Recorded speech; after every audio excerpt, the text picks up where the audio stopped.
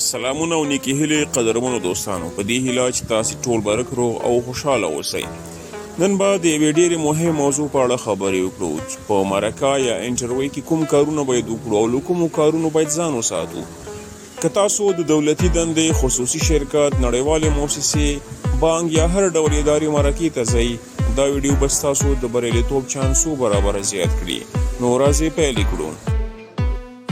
سلام مدیر صاحب، کولی شئ راته ووایئ ولې د مرکې لپاره چمتوالی مهم ده؟ وعلیکم سلام. ولې نه؟ مرکه یوازې د پوښتنو ځوابول نه دي، بلکې د خپل شخصیت، وړتیا، اعتماد او مسلکي چلند ښودلو فرصت دی. هغه څوک چې ښه چمتوالی ولري معمولا په ډاډه زړه خبرې کوي او د انتخاب امکان یې ډېر وي. ډېره مننه. اوس که دا راته ووایئ له مرکې څخه مخکې باید څه وکړو؟ ډېره ښه پوښتنه دې وکړه. د ادارې په اړه معلومات ترلاسه کړئ، د دندې اعلان په دقت ولولئ، خپله سی وي بیا مطالعه کړئ، همدارنګه احتمالي پوښتنې تمرین کړئ، اړین اسناد منظم کړئ، د مرکې ځای او وخت مخکې معلوم کړئ، لږ تر لږه 15 تر 30 دقیقې مخکې ځانونه ورسوئ. ډېره مننه مدیر صاحب. اوس که دا راته ووایئ چې مرکې ته څنګه لباس واغوندو ترڅو زموږ د انتخاب چانس لا پیاوړی شي؟ ډېره په ځای پوښتنه دې وکړله. پاک، منظم او مسلکي لباس واغوندئ. اړینه نه ده چې ډېر قیمتي کالي وي، مهمه دا ده چې پاک، ساده او مناسب وي. بوټان مو باید پاک وي او ظاهري بڼه مو باید منظمه وي. ډېره مننه قدرمن مدیر صاحب. اوس که دا راته ووایئ د مرکې پر مهال څنګه ځان معرفي کړو؟ ډېره ساده او بسیطه خبره ده. په مسکا سره سلام وکړئ، د اجازې وروسته کښېنئ، په ارامه او مؤدبانه لهجه خپل ځان معرفي کړئ، د سترګو مناسب تماس وساتئ او باډي لنګویج مو باید تل مثبت وي. ډېره مننه. اوس که راشو دې ته چې څنګه باید د پوښتنو ځوابونه ورکړو؟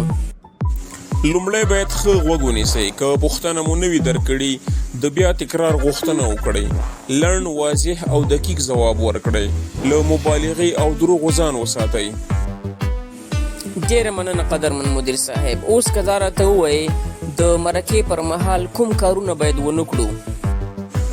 د مرکې پر مهال هغه کارونه چې باید ترسره نه کړئ عبارت دي له ناوخته تګ څخه، همدارنګه د موبایل زنګ مو باید خاموشه وي، د پخواني کارځای یا مدیر بد مه وایئ، همدارنګه د مرکه اخیستونکي خبرې مه پرې کوئ، بې اجازې مه کښېنئ، ژاولې مه ژوئ، بې ضرورته ټوکې مه کوئ، په لوړ غږ یا بې ادبه انداز خبرې مه کوئ. ډېره مننه قدرمن مدیر صاحب. اوس که راشو دې ته چې د بدن ژبه یا باډي لنګویج ولې مهم ده؟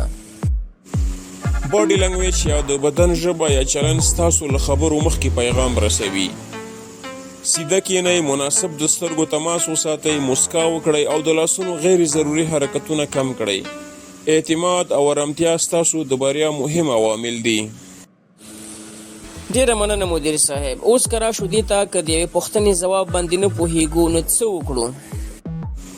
مه ویرېږئ، ووایئ اوس مهال د دې پوښتنې دقیق ځواب نه لرم، خو د زده کړې لپاره بشپړه لیوالتیا لرم. دا له غلط ځواب ورکولو څخه ډېر ښه تاثیر پرېږدي. آیا موږ هم له مرکې اخیستونکي پوښتنه کولی شو؟ هو، ولې نه؟ د مرکې په پای کې د دندې، روزنې، مسؤلیتونو یا د راتلونکو مرحلو په اړه مناسبې پوښتنې وکړئ. دا ښیي چې تاسو واقعا دې دندې ته علاقه لرئ. ډېره مننه. اوس که دا راته ووایئ د مرکې په پای کې څه باید ووایو؟ د مرکې له اخیستونکو مننه وکړئ. ووایئ له وخت او فرصت څخه مو ډېره مننه، هیله لرم ستاسو له ټیم سره د کار کولو فرصت ترلاسه کړم. قدرمنو دوستانو، بریالۍ مرکه یوازې د علم په لرلو نه کیږي، بلکې ښه چمتوالی، مسلکي چلند، رښتینولي، اعتماد او مناسب ارتباط د بریا بنسټ جوړوي. که تاسو دا اصول عملي کړئ، د هرې مرکې د بریالیتوب چانس به مو ډېر لوړ شي. که چیرته مو دا ویډیو خوښه شوې وي نو لایک یې کړئ، د خپلو ملګرو سره شریک کړئ او د ناصري اکاډمۍ یوټیوب چینل در سره سبسکرایب کړئ.